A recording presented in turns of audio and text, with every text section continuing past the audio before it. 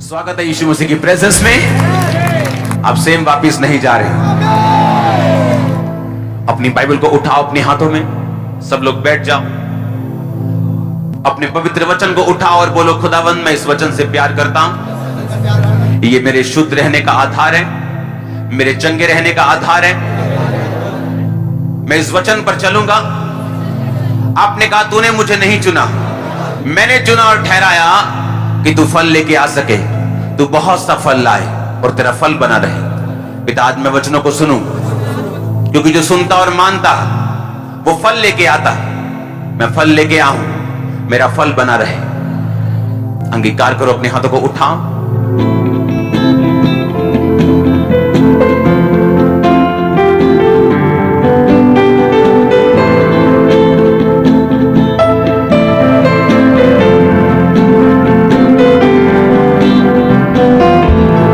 आवाज में अपने हाथों को उठा के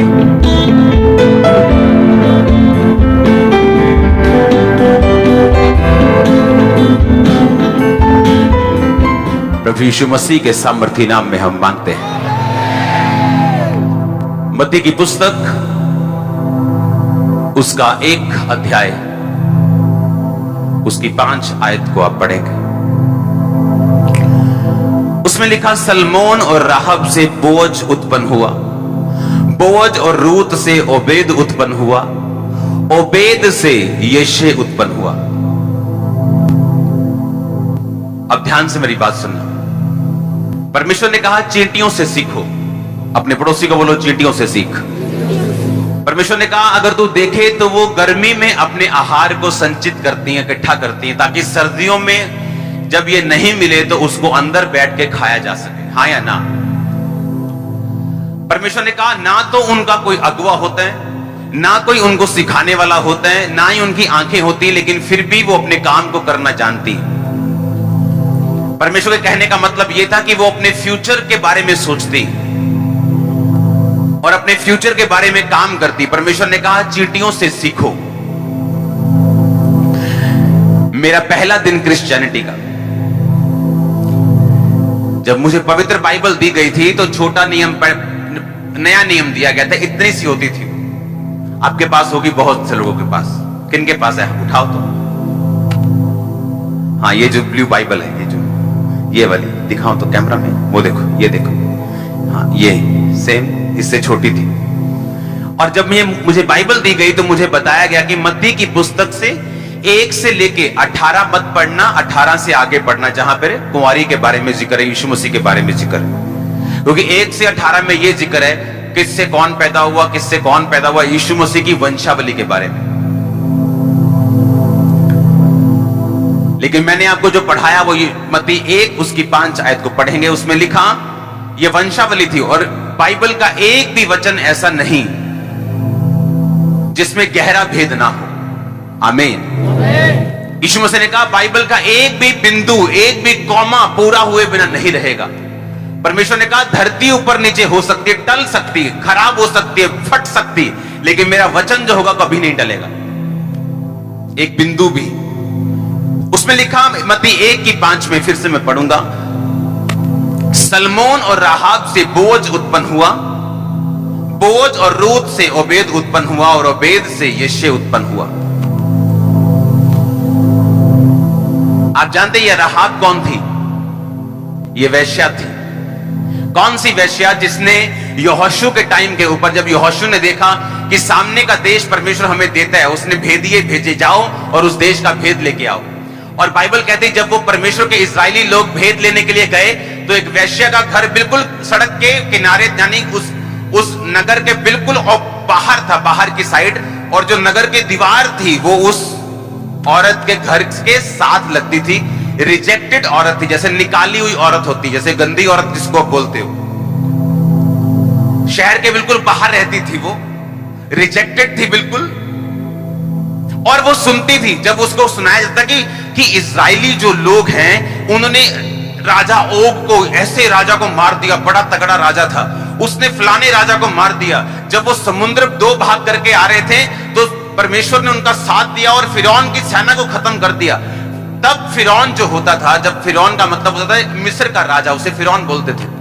मिस्री लोग, मिस्र का जो किंगडम था, अगर आप इतिहास पढ़े, कोई भी इतिहास पढ़े कहीं से भी, क्रिश्चियन इतिहास की मैं बात नहीं कर रहा हूं, मैं कंप्लीट इतिहास की बात कर रहा हूं। अगर आप इतिहास पढ़ें तो फिरौन का टाइम जो था उस समय, फिरौन दुनिया के बहुत बड़े हिस्से के ऊपर अकेला कब्जे करने वाला राजा था।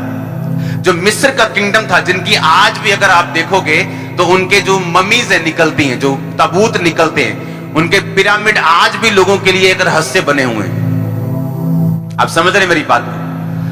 तब वो राजे को परमेश्वर ने जब मारा और इजराइलियों के द्वारा परमेश्वर ने अपने नाम की महिमा की, तो वो औरत जो थी, जो दुनिया की निगाह में जो वैश्या थी, जो पापी थी, वो सुसमाचार को सुनती थी कि यहोवा परमेश्वर ने क्या क्या किया, कैसे उसने समुद्र को दो भाग किया, कैसे परमेश्वर ने इजराइलियों के रास्तों को साफ किया, और जो जो राजा इजराइलियों के सामने आ रहा है, परमेश्वर उन सबको खत्म करता जा रहा है। और जैसे वो भेदिए आए तो उसने अपने भेदियों को छुपा के रखा। किसने राजा को बता दिया कि भेदिए आए हैं शहर में, और वो शहर का भेद लेने के लिए आए हैं, इजराइल ने भेजे ताकि वो हमें मार सके। और उसने कहा कहां देखा? उसने कहा वैश्या के घर में देखा। राजा ने अपने सिपाही भेज दिए वैश्या के घर में। कहता वो कहां है भेदिए? कहती आए तो थे लेकिन वो चले गए, लेकिन अगर तुम इस रास्ते से चले जाओ तो उनको पकड़ लोगे। लेकिन ऐसा नहीं था, उसने छत पर उनको छुपा दिया था और ऊपर लकड़ी सजा दी थी। और जैसे वो भेदिए ढूंढने के लिए गए, वो ऊपर गई और उसने कहा अब भाग जाओ, इधर की साइड मत जाना, इधर वाली साइड जाना। मैंने उनको इधर भगाया, तुम पहाड़ पे जाओ, 3 दिन वहीं छुपे रहना, 3 दिन के बाद अपने देश चले जाना। लेकिन मेरा भला कर जाना कि जब तुम इस देश को लेने के लिए आओ, मारने के लिए आओ, तो मुझे और मेरे घराने को मत मारना, क्योंकि मैंने ये सुना है कि लोगों के दिल में तुम्हारी कौम का डर बैठ चुका है। और मैंने ये सुना है कि तुमने उन राजाओं के साथ जो अपने आप को बहुत बड़े समझते थे, तुमने उनके साथ क्या किया। उसने कहा ठीक है, ऐसा करना, जिस घर से हम उतरे हैं, जो घर तेरा है, वहां पर लाल धागा बांध के रखना, लाल सूत की डोरी बड़ी सी बांध के रखना। जितने लोग तेरा घराना, तेरे लोग, तेरे जानकार भी जो इस घर में होंगे, उनको हम नहीं मारेंगे, बाकी सारे हम मार देंगे। अगर वो लोग घर के बाहर आए तो उनका लहू तुझ पे पड़ेगा। अगर हम में से किसी ने तेरे घर के अंदर जाके मारा तो उसका लहू हम पर पड़ेगा, हम यहोवा के सामने दोषी ठहरेंगे। उसने कहा ठीक है। और राहाब ने अपने सारे घराने को बुला लिया कि आ जाओ इस दिन और यहां पे छुप के रहो। वो सारा घराना, उसके रिश्तेदार, उसके लव्ड वन सारे एक घर में रहे, और परमेश्वर ने वो सारे देश का नाश किया और राहाब को बचा के रखा। अब सुनो ध्यान से, एक पापी की मैं बात कर रहा हूं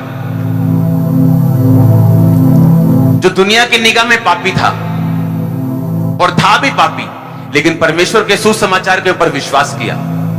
रिजेक्टेड था, अपने बिल्कुल शहर के बाहर वो रहती थी, शहर की जो आखिरी दीवार थी उसके साथ उसका सटा हुआ घर था, और वहीं से उसने उनको वापस भेजा था।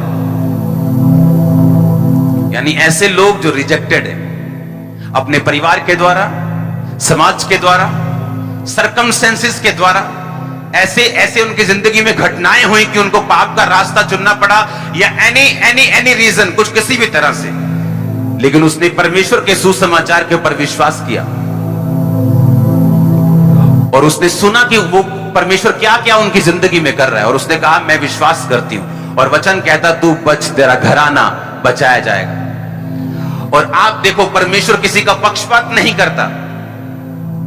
हमने बड़ी बड़ी कहानियां सुनी, फलाने ने फलाने पापी को मार दिया, फलाने ने बड़े से बड़े पापी को मार दिया। यीशु मसीह ने कहा मैं पापियों को मारने नहीं आया हूं, मैं उनको बचाने आया हूं। पापी को कोई भी मार सकता है, तुम भी मार सकते हो। यीशु मसीह ने कहा मैं पापी को मारने के लिए नहीं आया हूं, मैं पापियों को बुलाने के लिए आया हूं, मैं उनको अपनी ब्लड लाइन के साथ जोड़ने के लिए आया हूं।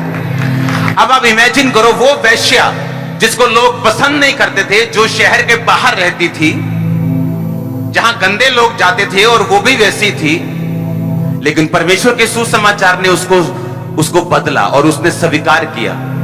उसने ये नहीं कहा नहीं नहीं नहीं ऐसा थोड़ी हो सकता है, समुद्र 2 भाग कैसे हो सकता है, ओ नहीं नहीं नहीं फलाने राजा कमजोर होगा, वैसे उसकी ज्यादा हवा होगी कि बड़ा मजबूत है, नहीं नहीं ऐसा नहीं हो सकता। उसने अकेली बात के ऊपर विश्वास किया। जैसे लोग बोलते हैं ओ नहीं नहीं चर्च है में चंगे हो, हॉस्पिटल ना खाली हो जाए, ओ एवं कि हो सकता है चर्च जाके ऐसा हो जाए, ऐसा ना हो जाए। और दूसरे वो लोग हैं जो सुसमाचार को सुनते हैं और उस पर बिलीव करते हैं, खुद भी बचते हैं, घराना भी बचाते हैं। और आगे देखो, परमेश्वर की योजना खत्म नहीं हुई, उसकी प्लानिंग खत्म नहीं हुई। उसने आपको बताया कि मैं अगर तुझे बुलाता हूं, अगर तू पापी है, अगर तू सबसे गिरा हुआ पापी है, और अगर तूने मेरे सुसमाचार पर विश्वास किया, तू सिर्फ बचेगा ही नहीं, तू सिर्फ बचेगा ही नहीं। मत्ती 1:5 उसने कहा, मैं तुझे ओबेद से यिशै, 6 आयत निकाल के रखना। यिशै से कौन पैदा हुआ? दाऊद। दाऊद से यीशु मसीह पैदा हुए। मालूम है कि नहीं? परमेश्वर ने एक वेश्या को अपनी ब्लड लाइन में शामिल कर लिया, अपना रिश्तेदार बना लिया, उसे स्वीकार किया। उसे सिर्फ माफ नहीं किया, उसे सिर्फ साफ नहीं किया, बल्कि उसके माफ करके, उसको साफ करके, अपने ब्लड के साथ जोड़ के उसको ऊंचा भी किया। जो आपके साथ होने वाला यीशु मसीह के नाम।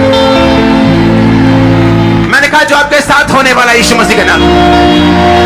लोग आपको जितना मर्जी नीचा देखते हैं, लेकिन आने वाले टाइम में वो आपको ऊंचा देखने वाले यीशु मसीह के नाम। आप जितने मर्जी पापी के रूप में मशहूर हो सकते हैं, लेकिन एक टाइम आएगा आप धर्मी के रूप में मशहूर होंगे यीशु मसीह के नाम में। उस औरत को परमेश्वर ने ये नहीं कहा तू वेश्या थी, मैंने तुम्हें बचा दिया, अब बहुत है, बस खत्म होगी बात। तू गिरी हुई है, तू इतना करीब नहीं आ सकती, इतना ऊंचा नहीं जा सकती, तू पापी है। तू एक फॉरेनर, अन्य जाति, ऊपर से वेश्या, अन्य जातियों में भी ठुकराई हुई, अन्य जातियों में भी मारी हुई, खत्म की हुई। और परमेश्वर ने कहा मैं पापियों को बुलाने आया हूं। एक वेश्या पकड़ी गई व्यभिचार करते, सब कहते मार दें इसे। परमेश्वर ने कहा जिसने पाप नहीं किया वो इसे पहले मारे। जब किसी ने नहीं मारा, यीशु मसीह ने कहा मैं भी तुझे नहीं मारता, अब फिर से वो पाप मत करना, क्योंकि मैं पाप खत्म करने आया हूं, पापी को नहीं।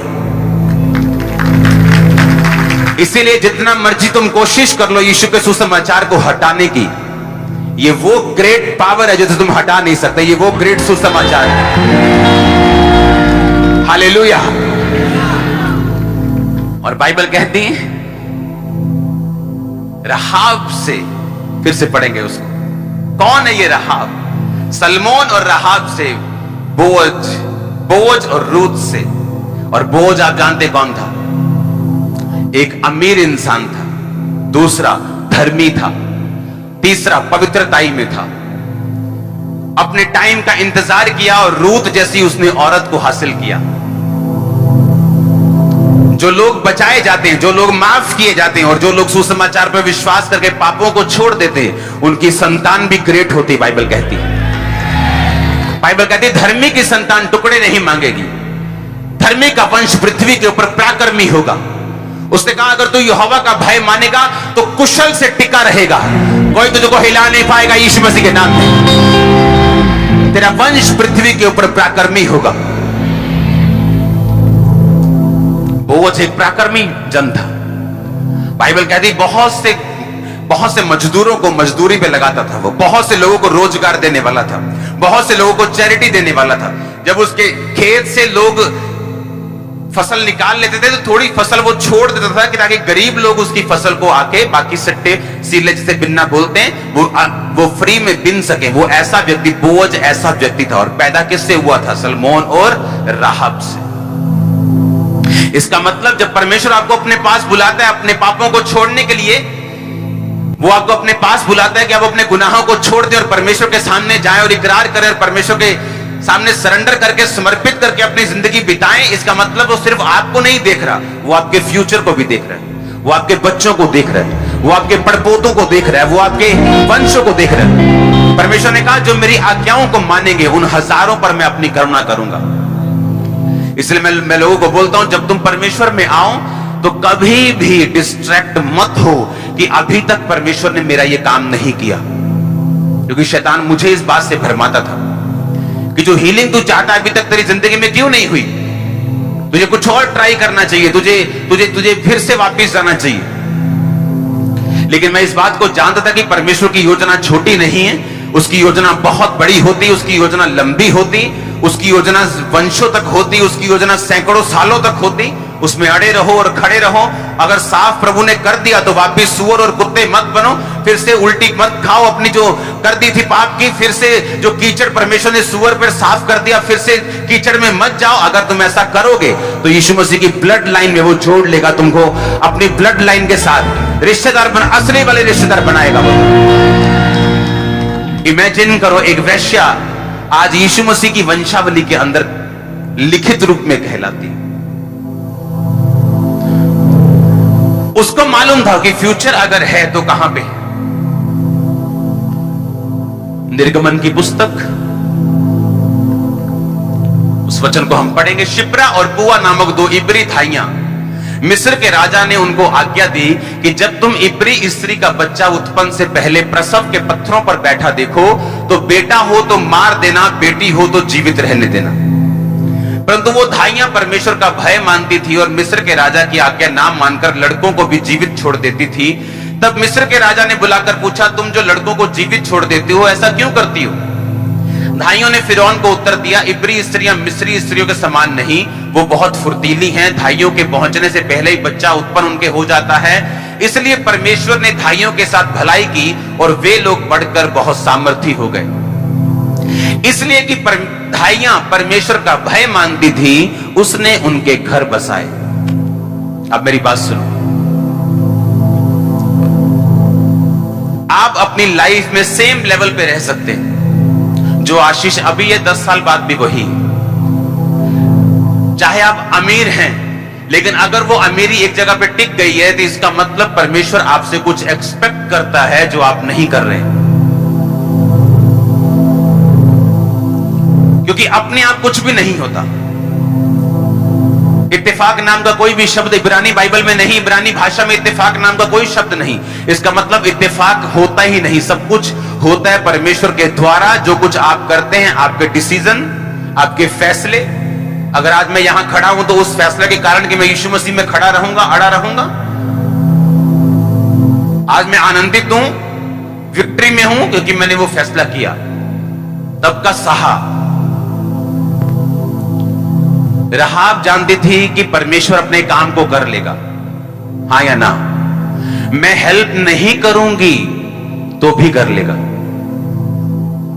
मैं मदद नहीं करूंगी तो भी परमेश्वर वो कर लेगा जो वो करना चाहते हैं। जब मिस्री लोग बहुत बढ़ गए तो राजा ने दाइयों को बुलाया, दाई को बुला के बोलते हैं कि जब तुम इस्राएलियों के बच्चा पैदा होता देखोगे, अगर बेटा होगा तो उधर ही मार देना, बेटियों को छोड़ देना, ताकि उन बेटियों से हम शादी करके उनके वंश को खत्म कर देंगे।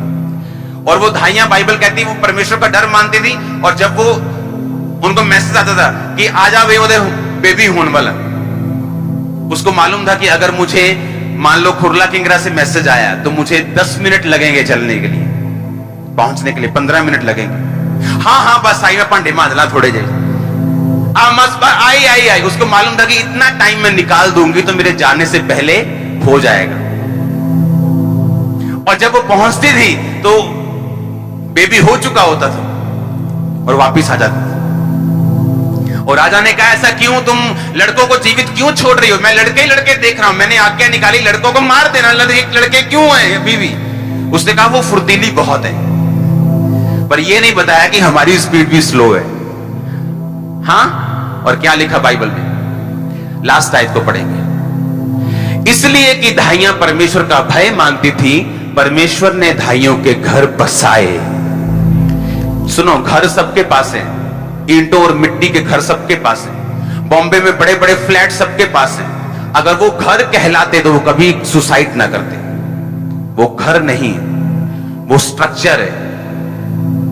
परमेश्वर ने घर, जब वो घर बसाता है, वो आपके बच्चों पर, आपकी पत्नी पर, आपके पति पर, आपकी मां पर, आपके बाप पर, आपके फाइनेंस पर, सब तरफ वो दया करके रखता है जब वो घर बसाता है। जब पैसे से घर बनता है, जब पैसे से घर खरीदा जाता है, वो कंप्लीट घर नहीं है, वो एक स्ट्रक्चर है, किसी का बड़ा, किसी का छोटा, किसी का लंबा, किसी का चौड़ा। वो स्ट्रक्चर है, वो ईंटों और मिट्टी का बना हुआ एक स्ट्रक्चर है। घर परमेश्वर ही बना सकता है। और परमेश्वर ने कहा, दाइयां परमेश्वर का डर मानती थी, तो परमेश्वर ने दाइयों के घर बसा दिए, उनको बसा दिया वहां के ऊपर। दाइयां भी ये बात जानते थे कि अगर हम ये काम नहीं करेंगे तो परमेश्वर कहीं और से कर लेगा। अगर हम बच्चों को मारेंगे तो हो सकता है हमें कोई बीमारी हो जाए, अगले 6 महीने में हम वैसे ही मर जाएं। अब दिक्कत क्या है? मुझे मालूम है कि सुसमाचार का काम हो रहा है, कलीसिया को मालूम है कि ये लोग, ये सेवकाई, ये सेवकाइयां, ये लोग ये परमेश्वर का काम कर रहे हैं। अब वो ये भी जानते हैं कि दुनिया में क्या हो रहा है, कौन सा व्यक्ति, कौन सा विरोधी क्या सोच रहा है।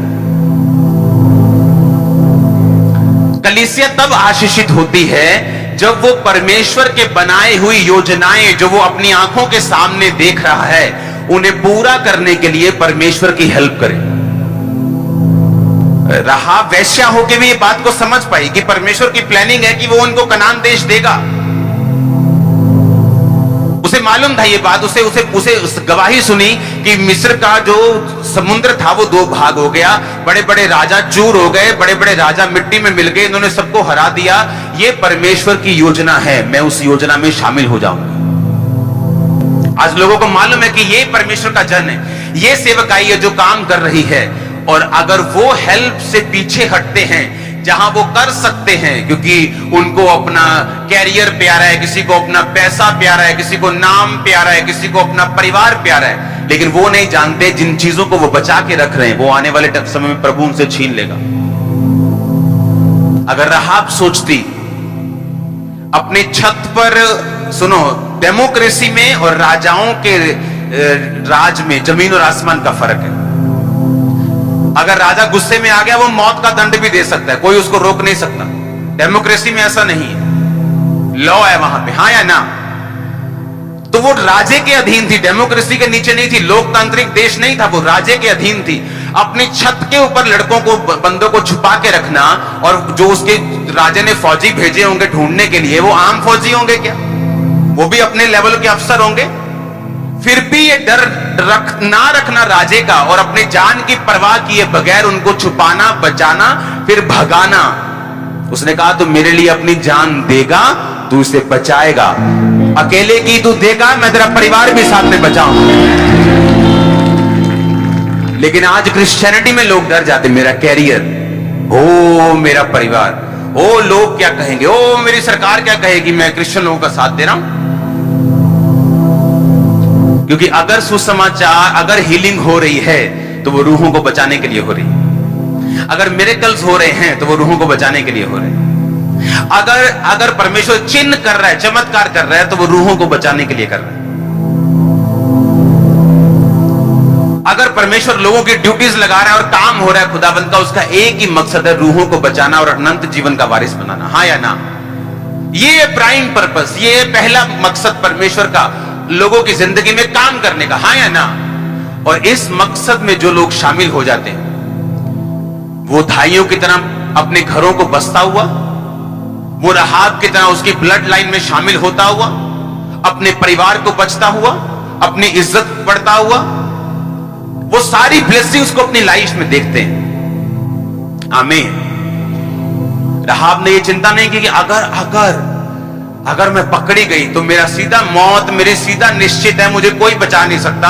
जान है तो जहान है, मैं ऐसा करती हूं, आधी इंफॉर्मेशन इनको दे देती हूं, आधी उसको दे देती हूं। थोड़ा बीच में बैलेंस रखते हैं। वो धोबी का कुत्ता ना घर का ना घाट का, तो करा परोना कहते कि वो खा रह जाता ना, मतलब नहीं यार उधर परोंठे बने होने, हाँ, जो सामने पड़ा है दाल वो भी नहीं खाई, तो दूसरा बंदा सोचता यार उधरों खा के आया होना, छड्डो पर चाह पिया दियो। आप समझ रहे कि नहीं? उसको मालूम था कि मुझे एक तरफ होना है, मुझे यीशु मसीह की तरफ होना है, क्योंकि ये जीवित परमेश्वर है। अगर तो कन्विंस हो, अगर तो दिल में पता है, अगर आपको मालूम हो चुका है कि यीशु मसीह परमेश्वर है, वही जीवित परमेश्वर है, तो एक तरफ हो जाओ और उसके सामने आ जाओ और हेल्प करो। अगर कन्विंस नहीं हो तो छोड़ दो, कोई हेल्प करने की जरूरत नहीं। लेकिन अगर कन्विंस हो तो फिर 100% आओ, फिर डरो मत। क्योंकि घर बसने आपके हैं, घराने बचने आपके हैं, ब्लड लाइन में शामिल होना आपने। हालेलुया। अब कोई हेल्प कर सकता है अपनी प्रार्थनाओं से, क्योंकि वो बहुत अमीर नहीं। कोई हेल्प कर सकता है अपने पैसों से, कोई हेल्प कर सकता है अपनी पोजीशन से, जहां परमेश्वर ने उसको रखा है, कहीं सरकार में, कहीं डिपार्टमेंट्स में। कोई हेल्प कर सकता है अपने गिफ्ट से, कोई हेल्प कर सकता है अपनी ताकत से, कोई हेल्प कर सकता है किसी भी तरह से, लेकिन वो हेल्प 100% होनी चाहिए। वो आधी अधूरी हेल्प नहीं होनी चाहिए, वो कंप्लीट हेल्प होनी चाहिए। क्योंकि परमेश्वर ने कहा सलमोन और राहाब से कौन पैदा हुआ? मत्ती 1 उसकी 5 आयत, बोअज पैदा हुआ। ये यीशु मसीह की वंशावली के बारे में बात कर रहा हूं। उसकी वंशावली में मरियम जैसी कुंवारी और पवित्रताई से भरी हुई औरत भी है, और जो ऐसे लोग जो पाप में डूबे हुए थे, यीशु मसीह को मानने के कारण साफ हुए, वो भी हैं। यही क्रिश्चियनिटी है। आप सुसमाचार जो दे रहे हैं, आप उनकी कैसे हेल्प कर रहे हैं? आप परमेश्वर का काम, जो योजना परमेश्वर की चल रही है, आप उस योजना में कैसे शामिल हैं, किस तरीके से शामिल हैं? आपका कितना एफर्ट है उस योजना को करने के लिए? कई ऐसी चीजें जहां पैसा काम नहीं आता,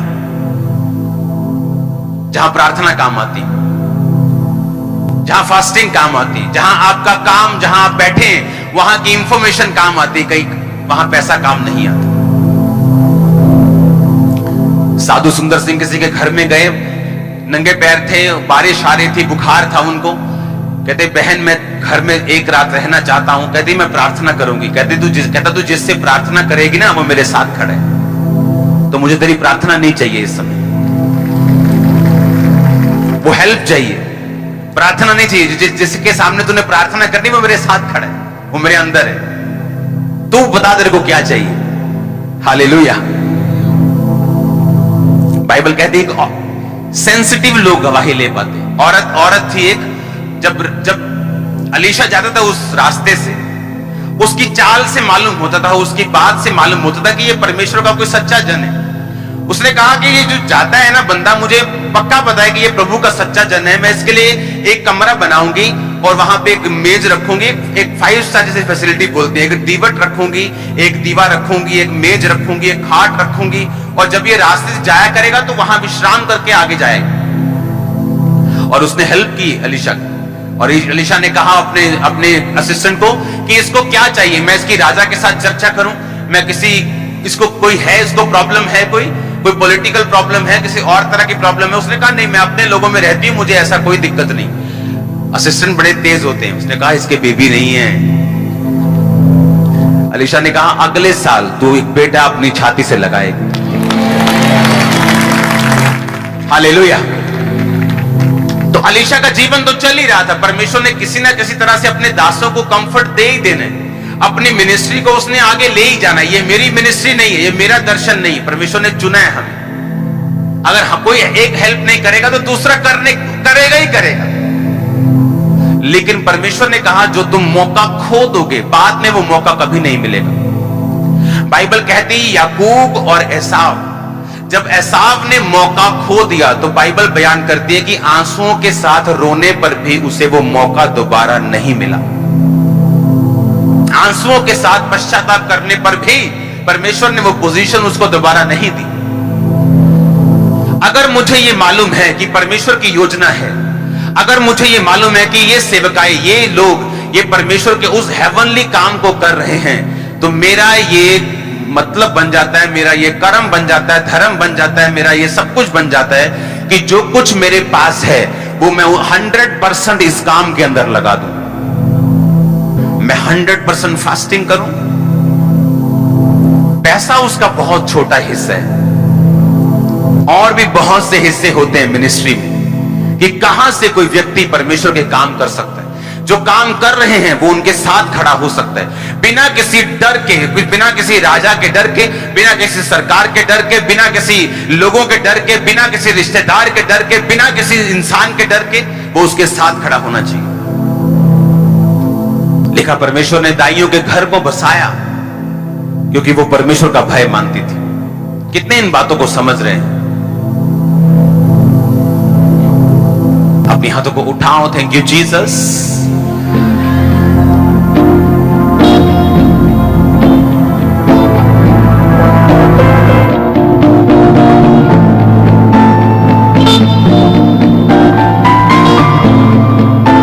प्रभु यीशु मसीह के सामर्थी नाम में हम मांगते हैं। पहला राजाओं 18 बाब। बहुत दिनों के बाद तीसरे वर्ष में यहोवा का वचन एलिया के पास पहुंचा। जाकर अपने आप को अहाब को यानी राजा को दिखा कि मैं भूमि पर बारिश बरसा दूंगा। तब एलिया अपने आप को अहाब को दिखाने गया और उस समय शमरोन में अकाल भारी था। अहाब ने अबोतहा जो उसके घराने का दीवान था यानी एक बहुत बड़ी पोजीशन के ऊपर था, बुलाया।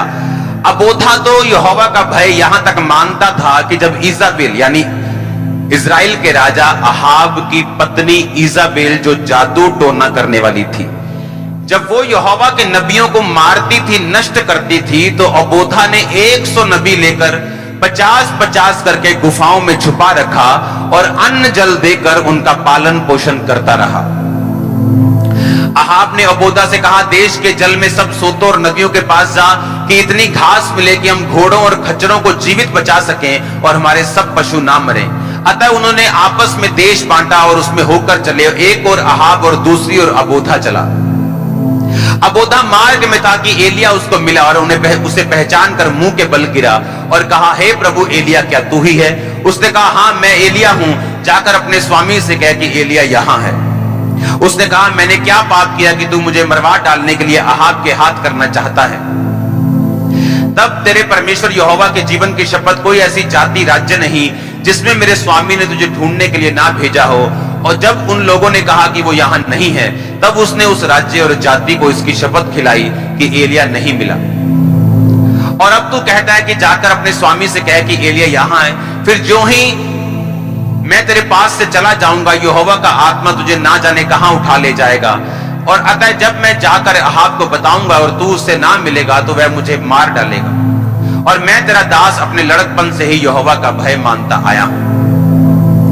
क्या मेरे प्रभु को यह नहीं बताया गया कि जब इजाबेल यहोवा के नबियों को घात करती थी, तब मैंने क्या किया कि यहोवा के नबियों में से 100 लेकर 50-50 करके गुफाओं में छुपा रखा और अन्न जल देकर उन्हें पालता रहा। फिर से पहली आयत को पढ़ेंगे। बहुत दिनों के बाद तीसरे वर्ष में यहोवा का वचन एलिया के पास पहुंचा कि अपने आप को राजा को दिखा कि मैं बारिश बरसाऊंगा। एलिया अपने आप को राजा को दिखाने गया। उस समय भारी अकाल था शमरोन में। अहाब ने अबोधा को जो उसके घराने का दीवान था बुलवाया। अबोधा तो यहोवा का भय यहां तक मानता था कि जब इजाबेल यहोवा के नबियों को नष्ट करती थी, तब अबोधा ने 100 नबियों को लेकर 50-50 करके गुफाओं में छुपा रखा और अन्न जल देकर उनका पालन पोषण करता रहा। 6 आयत पढ़ूंगा मैं। अतः उन्होंने आपस में देश बांटा और उसमें होकर चले। एक और अहाब और एक और अबोधा चला। अबोधा उसके घर का दीवान था। अब आप इमेजिन करो, अगर आज एक देश में पीएम मीटिंग करे तो वो अपने सबसे क्लोज लोगों को बुलाते हैं, हाँ या ना? हाँ, अगर पीएम मीटिंग करता वो गृह मंत्री को बुलाता है क्योंकि वो सबसे क्लोज होते हैं, हाँ या ना? अबोधा इसका मतलब यह था कि जब राजा ने कहा कि तू अगर इधर जाएगा तो मैं इधर जाऊंगा, इसका मतलब अबोधा जो था वो उसके बहुत खास था, बहुत क्लोज था, हाँ या ना? बहुत बड़ी पोजीशन के ऊपर था। अबोधा आम इंसान नहीं था। वो राजा कहता तू इधर जा, मैं इधर जाता हूं, मतलब एक तरह का उसका बेली था, वो यार था, वो मित्र था, वो काम करने में बहुत अच्छा था वो, हाँ या ना? और उसने कहा कि तू इधर जा, मैं इधर जाता हूं, तेरे को पानी मिले मुझको बताना, मुझे पानी मिले तो मैं तुझको बताऊंगा ताकि हमारे पशु ना मरे। एलिया उसको रास्ते में मिला। उसने कहा क्या तू एलिया? उसने कहा हाँ मैं एलिया हूं। उसने कहा जा अबोधा, जाके अपने राजा को बता कि मैं यहां हूं। उसने कहा नहीं नहीं, मुझे मालूम है परमेश्वर की आत्मा का, तू तो मुझे कह के यहां चला जाएगा और जैसे मैं जाऊंगा परमेश्वर का आत्मा तुझे पता नहीं कहां ले जाएगा। उसके बाद मैं राजा से बोलूंगा कि वो वहां है, तो मिलेगा नहीं, मैं मारा जाऊंगा। क्या तुझे ये नहीं पता कि मैं नबियों को 50-50 करके गुफाओं में छुपा के रखता हूं? वहां पे रोटियां भेजता हूं, वहां पे मैं कनक चावल भेजता हूं, सब्जियां भेजता हूं, पनीर भेजता हूं और वहां वो रहते हैं और वहां पर वो पाले पोसे जाते हैं। उसने कहा क्या परमेश्वर ने तुझको ये नहीं बताया? इमेजिन करो, एक व्यक्ति जो राजा के बिल्कुल सेकंड हैंड व्यक्ति, उसका दाहिना हाथ है, तब भी उसने ये परवाह नहीं की वो इतना दाहिना हाथ है कि राजा उससे कह रहा है कि आधा तू कर आधा मैं करता हूं।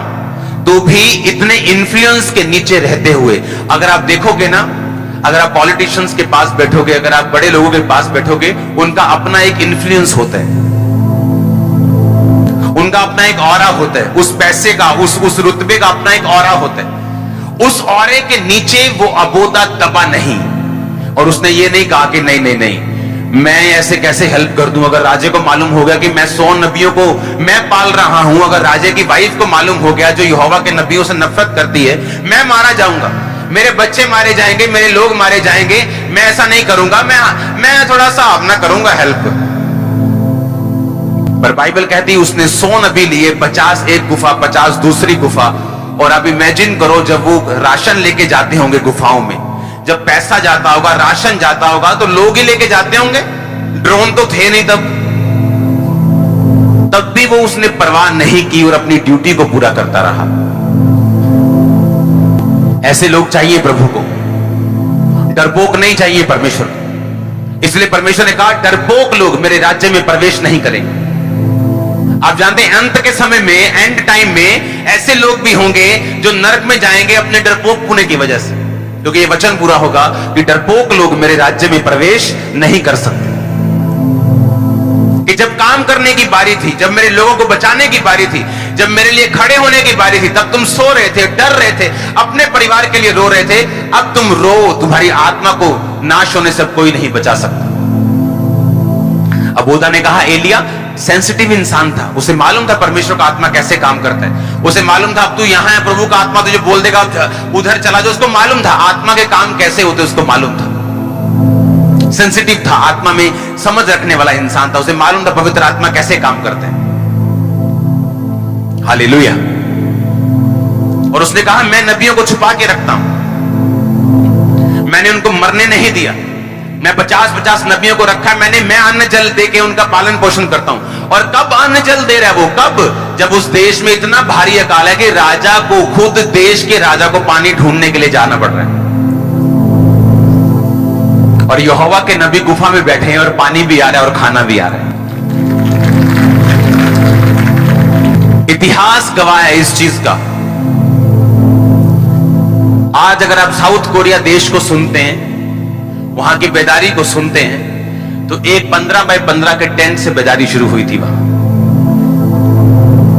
आज वहां चर्चेस बनी हुई बड़ी बड़ी, जैसे यहां बन जाएंगे और बन रही, लेकिन वो बेदारी टेंट से शुरू हुई थी। और यही टेस्टिमनी यहां होने वाली है। हालेलुया। अब मेरा रोल क्या है, मैं तो कर रहा हूं, लेकिन आपका रोल क्या है? क्योंकि मेरी बात सुनो, 31 नाइट को लोग एक दूसरे को हैप्पीएस्ट न्यू ईयर बोल रहे थे, और जब 1-2 तारीख आ जाती, कुछ हैप्पीएस्ट होता है, कुछ बदला होता है। जो काम धंधा पहले था अभी है, जो कोरोना पहले था वो अभी, क्योंकि हैप्पीएस्ट होता है आपके डिसीजंस के साथ, जो अब मैं करूंगा तब। हालेलुया। जब एलिया ने बाल के नबियों को मारा और टाइम आया जब राजा और इजाबेल भी मारी गई, मैं आपको दावा करता हूं अगर अबोधा परमेश्वर से डरा होता तब वो भी मारा जाता। अगर अबोधा परमेश्वर से ना डर के लोगों की हेल्प ना की होती तब मारा जाता। शैतान भला नहीं, वो अच्छा नहीं। जब वो एक हाथ में कुछ मीठा खाने के लिए देते हैं तो आपकी लाइफ की बेस्ट चीज को वो छीन लेता है आपके हाथ से। अगर वो आपको डर दिखाता है आपकी नौकरी का, आपके कैरियर का, आपके लोगों का, आपके फ्यूचर का, तो वो डर नहीं दिखा रहा, वो आपको मूर्ख बना रहा है, क्योंकि वो अंधेरा वो देख चुका है कि अगर आप उसको फॉलो करेंगे, शैतान पर, प्रभु के लोगों के साथ नहीं चलेंगे, तो अंधेरा पक्का है आपकी लाइफ में। क्योंकि बिना विश्वास के कोई जीत नहीं। बिना विश्वास का कदम लिए, बिना अपने आप को सूली पर टांगे, बिना अपने आप का इनकार किए, बिना अपने आप की जान की परवाह किए अगर आप नहीं चलेंगे तो कोई फ्यूचर नहीं है आपका। उसने कहा तुम मेरे लिए अपना प्राण खोएगा, मैं तुझे 100 गुना दूंगा। इसीलिए पुरानी कलीसिया में लोग क्या करते, घर बेच के पैसा प्रेरितों के पांव में रखते थे। ऐसे तो हर बंदा घर बेच देते तो गरीबों की जनता हो जानी थी, वो तो गरीब गरीब मोहल्ला हो जाना था, सभी गरीब है, सब घर बाहर बेच के बैठे हुए। ऐसा नहीं था। अगर कोई एक जना बोता था, मोटी रकम बोता था तो प्रभु उसको ब्लेस करता था। इसलिए परमेश्वर ने कहा था, अगर तुमने घरों को छोड़ दिया, खेतों को छोड़ दिया, बच्चों को छोड़ दिया, इस समय तुम 100 गुना पाओगे सताव के साथ, और परलोक में अनंत जीवन। वो अनंत जीवन की अकेले बात नहीं कर रहा था। उसने कहा कोई बात नहीं, अगर घर छोड़ दिया तुम स्वर्ग जाओगे, अगर तुमने ये छोड़ दिया तुम स्वर्ग जाओगे। उसने ये नहीं कहा। उसने कहा अगर तुमने खेत छोड़ दिया 100 गुना, घर छोड़ दिया 100 गुना। सताव तो सताव पर सताव के साथ, सताव तुम्हें सहना पड़ेगा, पर कहता साथ में परलोक में अनंत जीवन। यानी पहले उसने शरीर पृथ्वी की बात की है, अगर तुमने पृथ्वी पे मेरे लिए स्टैंड लिया, मैं पृथ्वी पे तुझे ऊंचा करूंगा। अगर तू पृथ्वी पे मेरे साथ चला, मेरे लोगों के साथ चला है, मैं उनके सामने तेरे को ऊंचा करूंगा, तेरे घर बसाऊंगा। कितने मेरी बात को समझ रहे? और ये सब कुछ जब पूरा हो जाएगा, परलोक में भी तेरी सीट अनंत जीवन वाली पक्की होगी। हालेलुया। 2 तरह के प्लेन जाने वाले, एक काला एक व्हाइट। जैसे मरे काला, कुछ लोग काले में बैठेंगे और जाएंगे कहां आपको मालूम है? स्वर्ग का दर्शन मैंने देखा है बहुत हल्का सा, नरक का दर्शन लोगों ने देखा है बहुत लोगों ने। वहां लोग बताते हैं कि नरक असली है, और नरक में क्या है, अगर नरक में किसी की हड्डी टूटी है तो उसको हड्डी टूटी का पेन अनंत जीवन तक रहेगा और उसकी हड्डी जुड़ेगी नहीं। अगर किसी को कीड़े पड़े, अगर किसी की आंख निकली हुई है, वो आंख उसके हाथ में है और उसको दर्द हो रहा है और लगातार हो रहा है, उसको ठीक नहीं हो रहा। यीशु मसीह ने कहा था नरक वो है जहां कीड़ा मरता नहीं। अगर किसी को इन्फेक्शन है पेट की, पांव की, वो उसी तरह से लाखों साल तक चलेगी और पेन रहेगी उसको। यहां किया कि इसको अगर कोई बड़ा रोग हो गया, 1 साल पेन, 2 साल पेन, मर गया, पेन खत्म। वहां ऐसा नहीं। और इसलिए कहा जो लोग परमेश्वर के कामों को करते हैं वो तारों के समान सदा वहां रहेंगे प्रभु की उपस्थिति में, और कुछ लोग शर्मिंदगी के लिए नरक में रहेंगे। और वहां पे यीशु मसीह ने कहा गड्ढा है बीच में, स्वर्ग और नरक में। ना तो कोई स्वर्ग का बंदा बचा सकता है नरक के लोगों को तब, और ना कोई नरक का वहां से भाग सकता है, तौबा करके स्वर्ग में जा सकता है। यही तुम्हें तौबा करनी होगी, यही तुम्हें डिसीजन लेना होगा, और यही सब कुछ करना होगा। हालेलुया।